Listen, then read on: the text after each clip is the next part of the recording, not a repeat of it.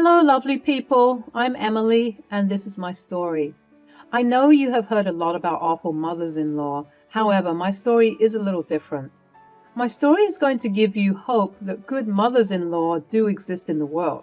While I was not so lucky to have a good husband, I did get an awesome mother-in-law. It was 3 years ago that I married my husband. He was my colleague in the office I was working at. Carl, my husband, has a pretty charismatic personality. Naturally, people are drawn to his charm and like him immediately. I was one of those unfortunate people who fell for his charms.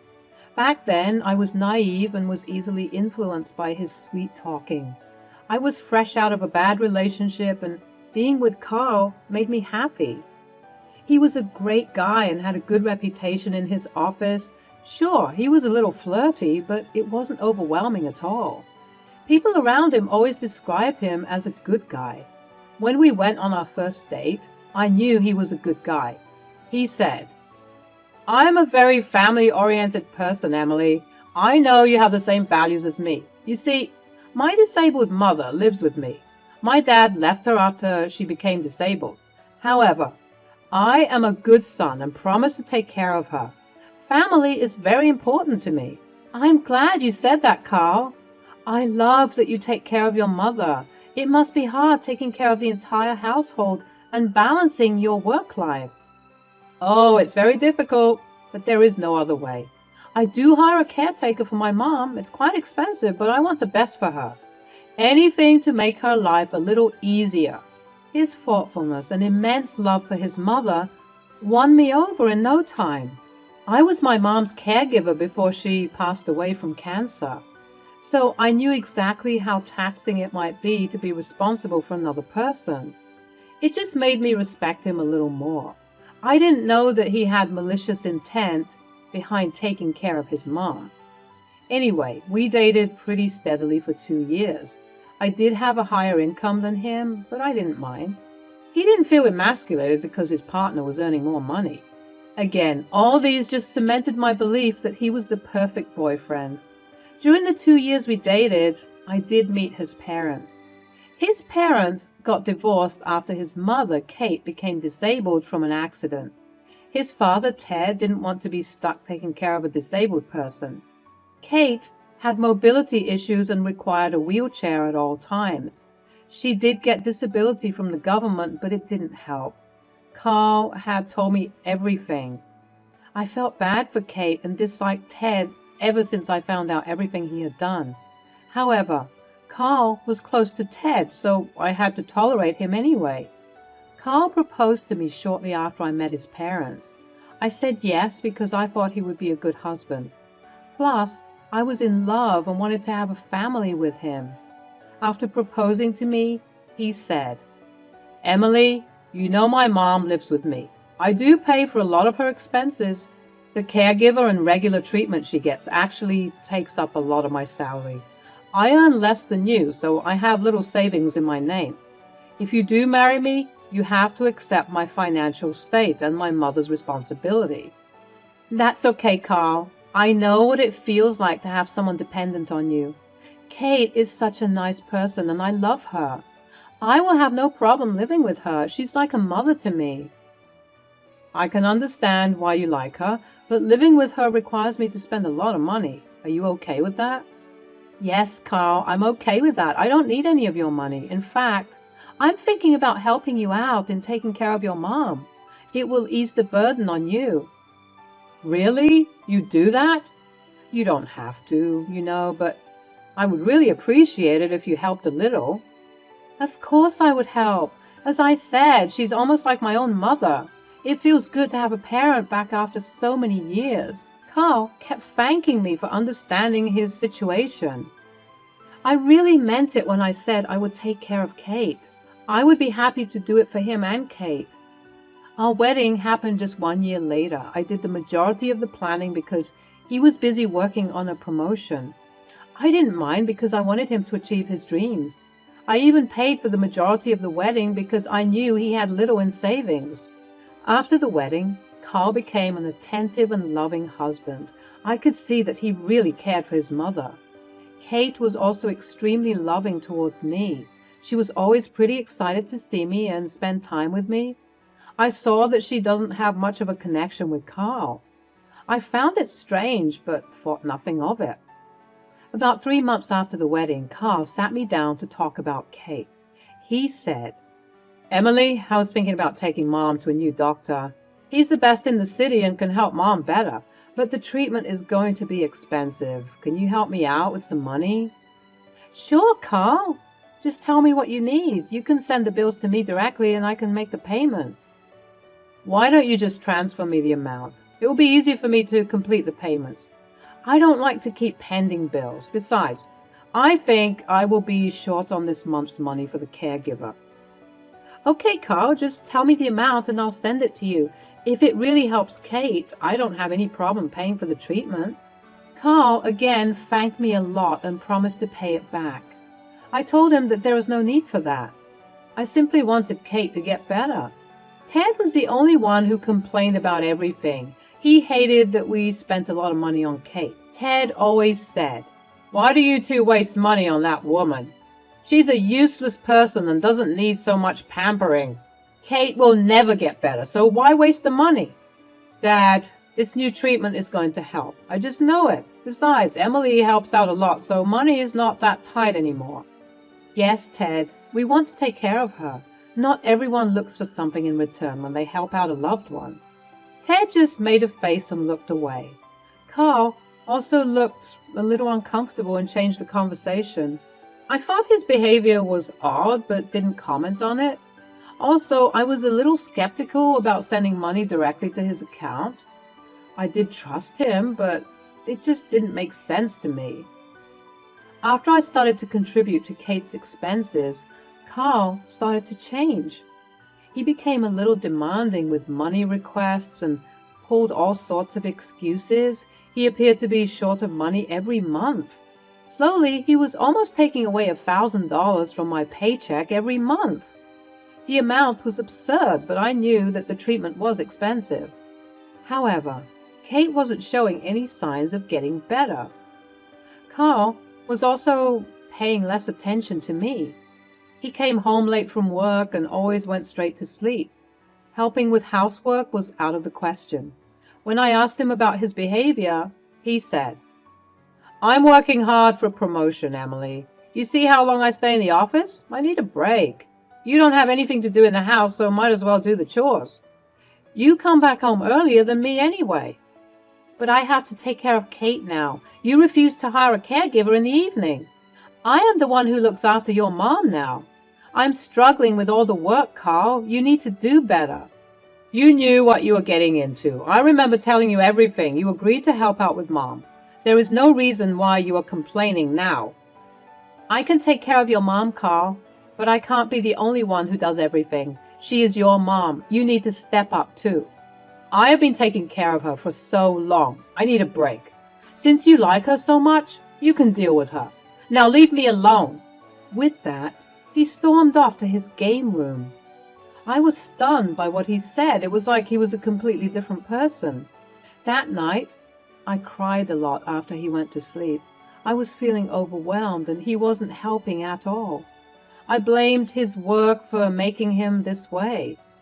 The new project was taxing and I knew that he was working with a lot of new hires. One of these new hires was Cherry. She's equally popular in our office as Carl. They seemed to have hit it off immediately. I was slightly uncomfortable with their closeness, but I trusted my husband. I knew it was normal for him to be a little flirty, but I always thought he wasn't going to cheat. I was so wrong when I found out the truth. One day, when I was back from work, Carl sat me down and told me that he had planned a vacation. I was thrilled until he told me more.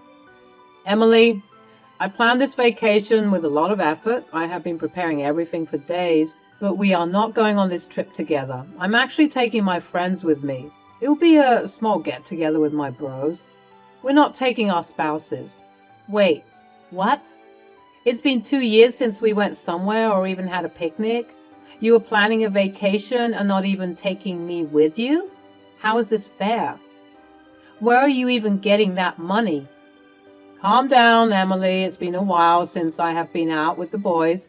Besides, it's not your concern where the money comes from. Carl, Emily has been looking forward to the trip. You haven't been anywhere since your honeymoon. Can't you reconsider a little?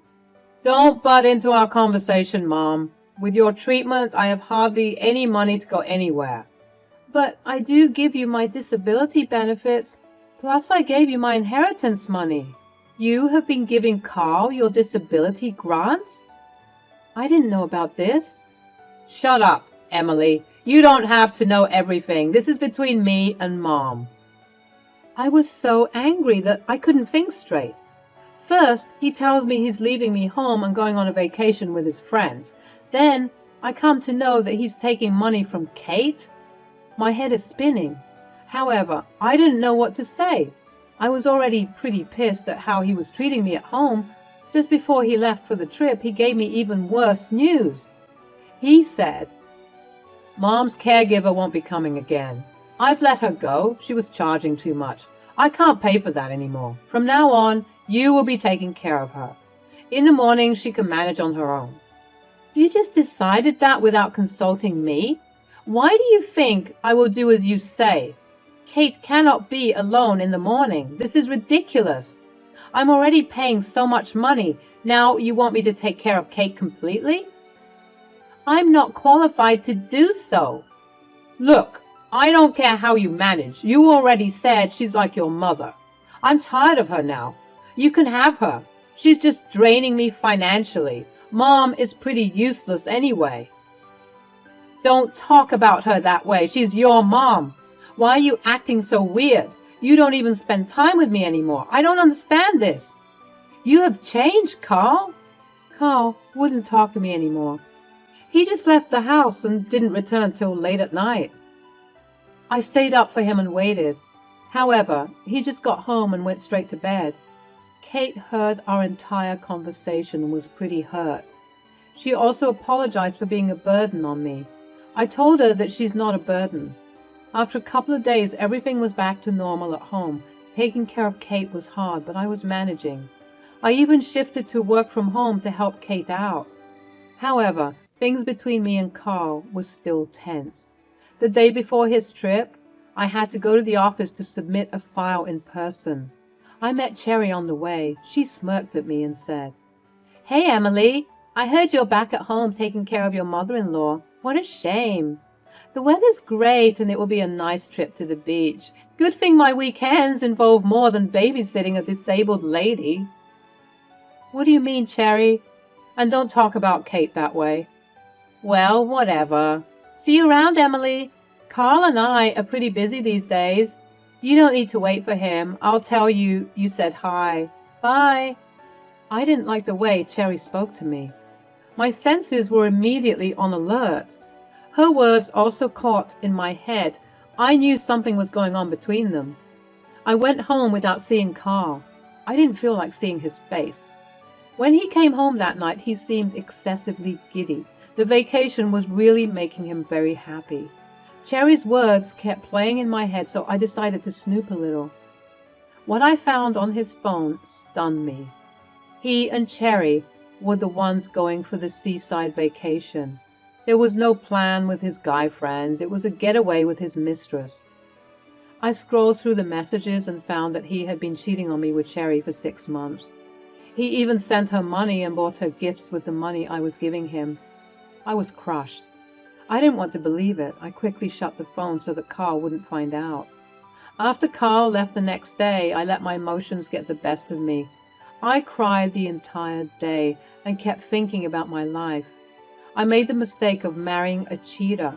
All this time, I was hoping Carl would go back to his loving self. He was just turning out to be even worse. He was off on a romantic vacation with his mistress while I looked after his mother. Kate found me upset and crying in my bedroom. She sat me down and told me to talk to her. I said, Carl is cheating on me, Kate. He left to have a vacation with his mistress. I found out yesterday. I don't know what to do. I didn't stop him because it was useless. He had already been with her. I don't want to see his face again.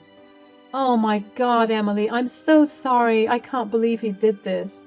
This is not how I raised my son. Day by day, he's turning into his father. You need to do something, Emily." "What will I do, Kate? You know I've been giving him money for your treatment. Turns out he was spending that on his mistress. I feel humiliated." "You were sending him money? Why would you do that, Emily? I didn't start any new treatment. In fact, he didn't take me to a doctor for an entire year. When we go out, he simply drives around and goes to a restaurant. He eats out with his friends and leaves me in the car." "What? So he hasn't been helping you at all?" "No, Emily, he just wants to take my money and spend it on himself." "I didn't know he was also taking your money.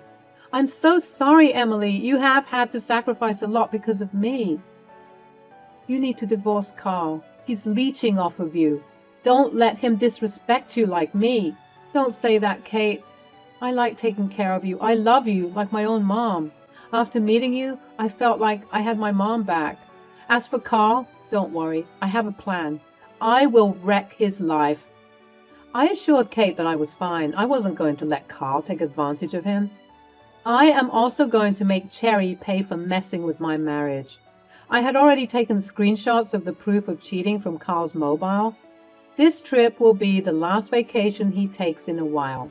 The first thing I did the next day was to contact a divorce lawyer. I met with a good lawyer and gave him all the proof I had. I was also going to sue Cherry for alienation of affection. With the evidence I had, my lawyer was confident that I would win. He advised me against talking to human resources before the divorce. If Carl loses his job, he may demand alimony.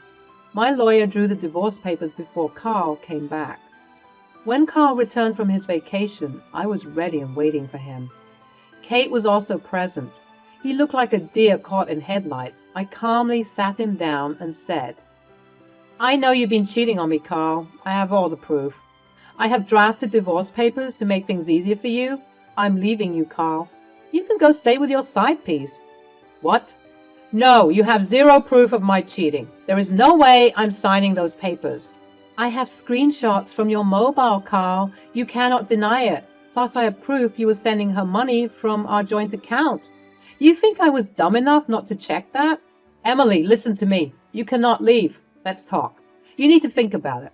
Mom, she needs you more than me anyway. Who will take care of her if you leave? I can't afford to do it."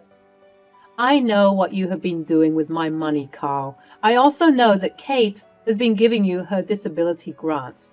She is the one who said I need to divorce you. I would have done it anyway since you have been taking advantage of me. I will take care of Kate. She is not your problem anymore." "She's right. I don't want to stay married to a loser like you. You're even worse than your father. At least he didn't cheat on me. You can find somewhere else to stay. This is my house and you are not welcome here anymore. Emily can stay if she wants." "No, you can't do this to your son. This house will be mine when you die. I'm the future owner of this place. Emily needs to move out if she leaves me." "Absolutely not. I will never give you this house. You have not only stolen from Emily, but also from me. You say goodbye to my money as well. I will give you exactly 1 month to leave. The eviction notice is in your room." "No, you can't do this to me. Where will I go?" Carl just kept begging us to forgive him. He knew that he had messed up and we had the upper hand. Additionally, he lost whatever money he was milking out of us. He even cried when I handed him the divorce papers. He was begging me to reconsider. Carl called his father, who berated me for leaving him. Kate simply took the phone and gave him an earful instead. After 1 month, Carl was forced to move in with his dad. His mistress was also becoming agitated because Carl had stopped spending money on her. I pressed him for the divorce and threatened to tell his boss about the affair. He got scared and signed over the papers. However, I wasn't going to stop there. I still went ahead and sent the proof of the affair to his boss. Suffice it to say, both of them lost their jobs. I was on vacation with Kate when it happened. I missed the drama, but was glad I wouldn't have seen them anymore. I also went ahead with the alienation of affection suit against Cherry. They showed up to the hearing and looked like shit. She even begged me to withdraw the suit because she and Carl were out of jobs. I simply told her that was her punishment for messing up a marriage. I still stay with Kate and look after her. She will be my family even if Carl isn't. Kate had even talked about leaving the house to me. I haven't accepted, but she is adamant. I have gone back to the dating scene and been on some dates. I still haven't met the one, but I am really looking forward to the future.